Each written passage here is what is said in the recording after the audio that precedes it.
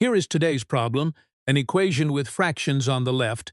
We need to solve this equation for the single variable x. The right side of the equality is simply the variable x. Solving equations with square roots can be complicated. We want to simplify the structure of this problem first. We will achieve this by defining a substitution variable.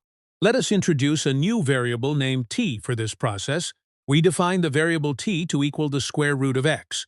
By doing this, we can replace all square root terms. Every instance of root x will be replaced by the letter t. We must also determine how to substitute the variable x. Since t equals the square root of x, we square both sides. Squaring the square root of x leaves us with exactly x. Squaring the variable t gives us t to the second power. Therefore, the variable x is exactly equal to t squared. We are now ready to rewrite the entire initial equation. Let us carefully rebuild the equation piece by piece. We begin with the first fraction on the left side. The numerator of this first fraction is the number 6. The denominator was originally the square root of x minus 1. Using our substitution, this becomes t minus 1. The entire first term is 6 divided by t minus 1. We write down a subtraction sign after this first term. Now we look at the second fraction on the left side. Its numerator is also the constant value of 6. The original denominator was the square root of x plus 1. With our substitution, this new denominator is t plus 1. The second term is 6 divided by t plus 1. We place an equal sign after these two fractions. The right side of the original equation was simply x. We replace this x with our derived expression t squared. Our transformed equation is now entirely in terms of t. It reads 6 over t minus 1 minus 6 over t plus 1. This entire expression is set equal to t squared. Our immediate goal is to eliminate the denominators. Working with fractions can slow down our solving process. We will remove them by multiplying terms systematically. We focus on the first denominator, which is t minus 1.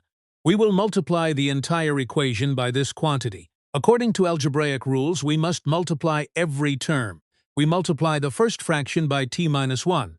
The t minus 1 in the numerator and denominator cancel. This leaves only the numerator, which is the number 6. Next, we multiply the second fraction by t minus 1. The numerator becomes 6 multiplied by t minus 1. The denominator of t plus 1 remains in place for now.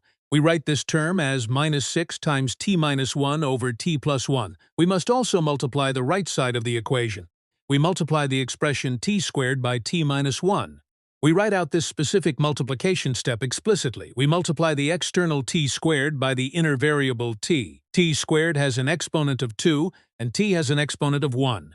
Adding 2 and 1 gives an exponent of exactly 3. This part of the expansion results in t to the third power. Next, we multiply t squared by the inner negative 1. This simply changes the sign, giving negative t squared. The fully expanded right side becomes t cubed minus t squared. Let us review our newly updated algebraic equation. The left side is 6 minus a large fractional term. The fractional term is 6 times t minus 1 over t plus 1. The right side is t to the third power minus t squared. We still have one fractional term left to deal with. Its denominator is the algebraic expression t plus 1. We multiply the entire equation by this final denominator.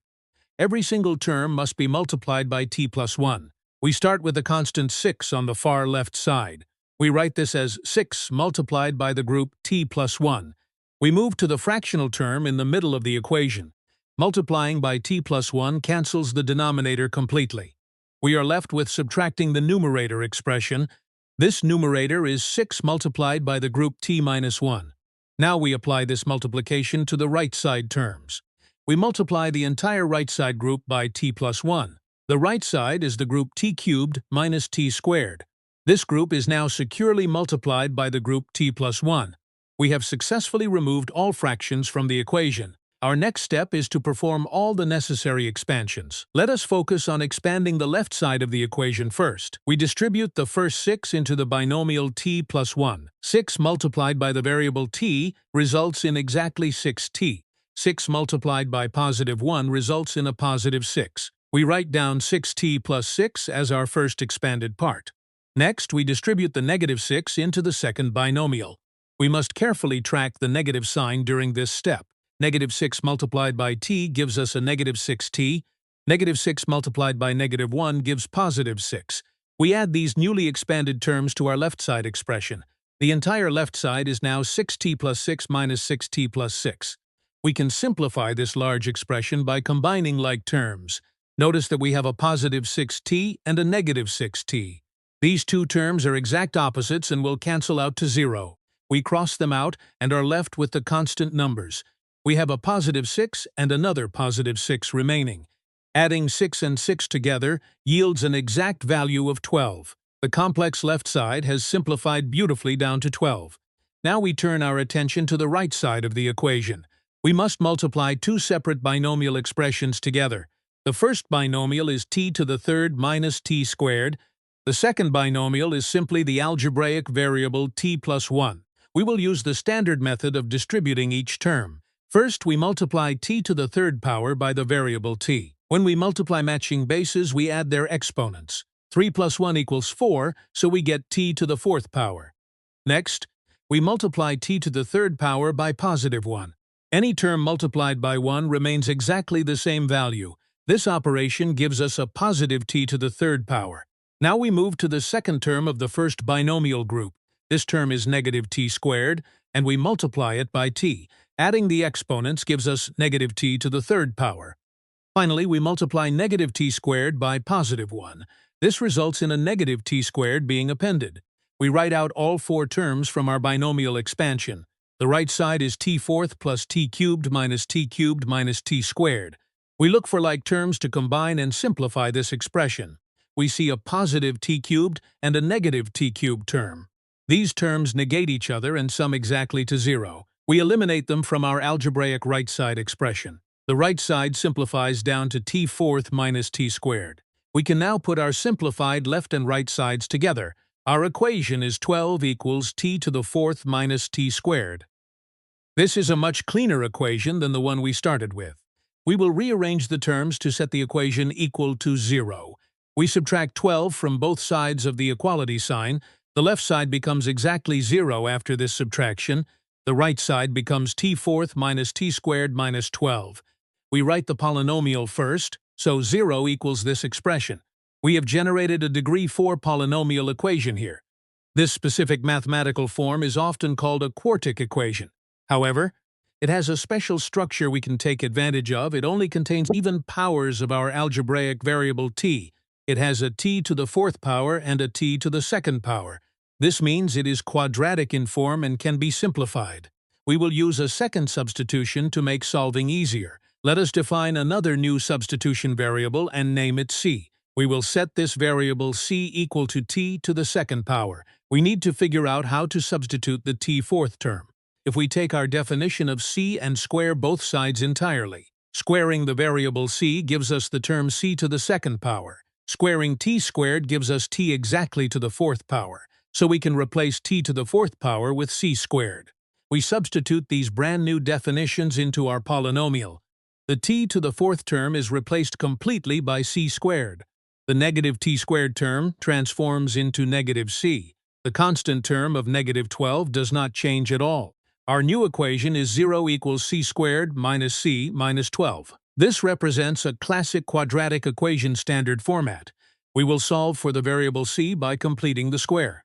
This method is very rigorous and guarantees we find all roots. First, we want the variable terms isolated on one side. We add 12 to both sides of our quadratic equation. The left side becomes exactly positive 12 right now. The right side of the equation is simply c squared minus c. We must examine the linear term to complete the square. The linear term is negative c, which has a coefficient of negative 1. The process requires us to take exactly half of this coefficient. Multiplying negative 1 by a half gives negative 1/2. Next, we take this negative 1/2 and square it completely. Squaring a negative fraction always produces a positive result. Negative 1/2 times negative 1/2 is positive 1/4. We must add this positive 1/4 to both sides of the equation. This maintains the fundamental balance of our algebraic equation.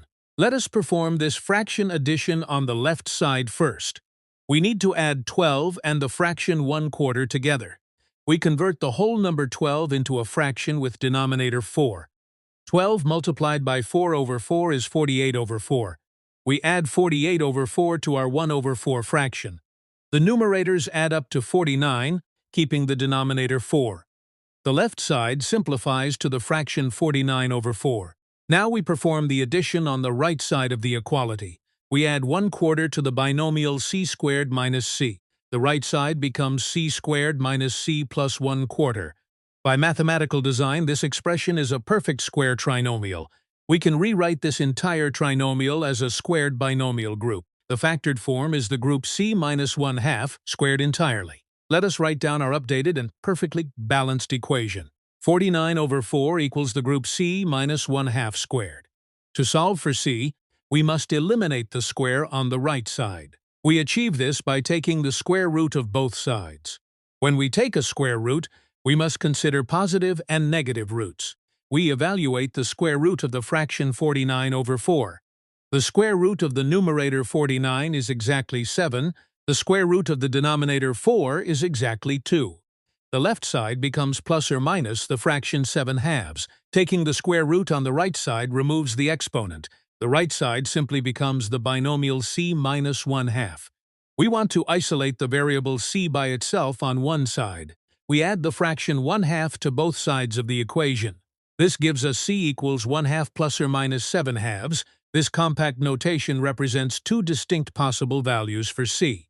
We will evaluate these two possible cases one at a time. Let us start by calculating the positive addition scenario. We take the fraction 1/2 and add positive 7/2. Since the denominators are both 2, we just add the numerators.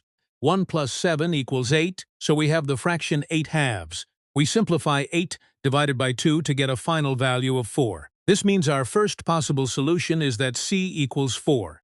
Now we will evaluate the subtraction scenario for our variable c.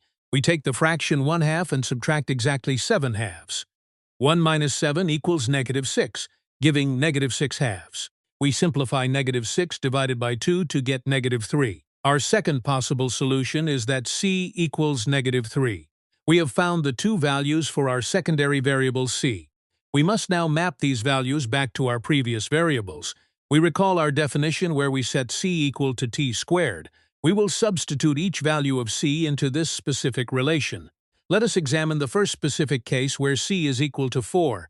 Substituting this gives us the equation t squared equals 4.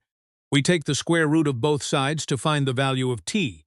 The equation t squared equals 4 has two solutions, +2 and -2. However, we must refer back to our very first substitution step. We define t as the principal square root of the variable x. By standard definition, the principal square root is non-negative. Therefore, the variable t can only take on non-negative values. We keep the +2 and discard the -2 entirely.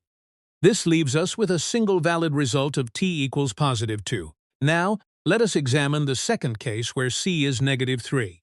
Substituting this gives the equation t squared equals -3. We attempt to take the square root of both sides of this equation.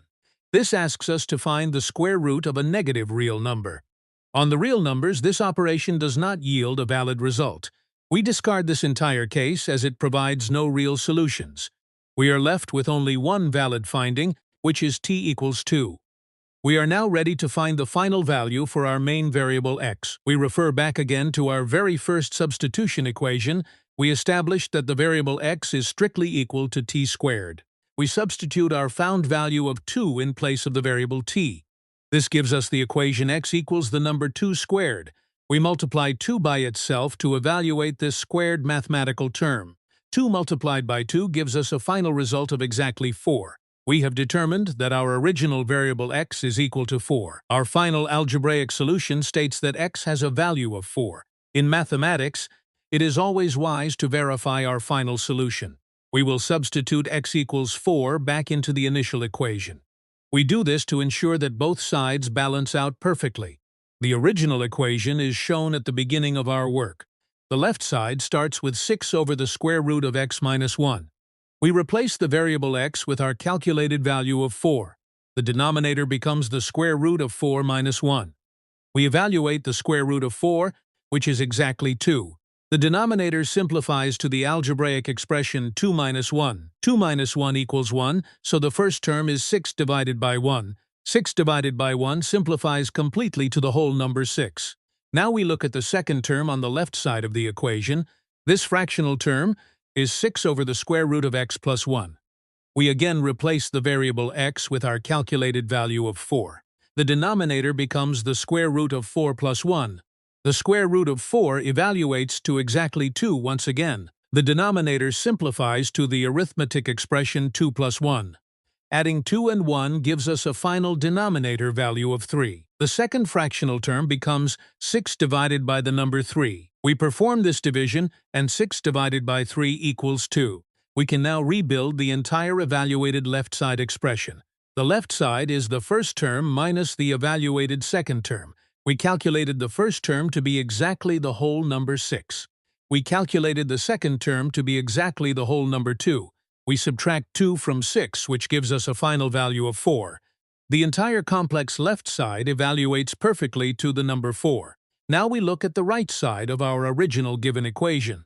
The right side was simply defined as the single mathematical variable x. We substitute our solution of 4 directly in place of this x.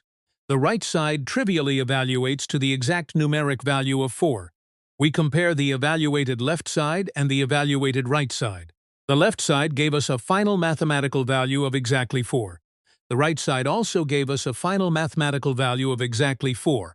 4 is indeed equal to 4, so our algebraic equation holds true. This confirms our solution is correct. We have rigorously solved the problem step by careful mathematical step. The single valid real solution to this entire complex equation is 4. Thank you for watching this complete mathematical demonstration. Please like the video and subscribe to the channel for more math.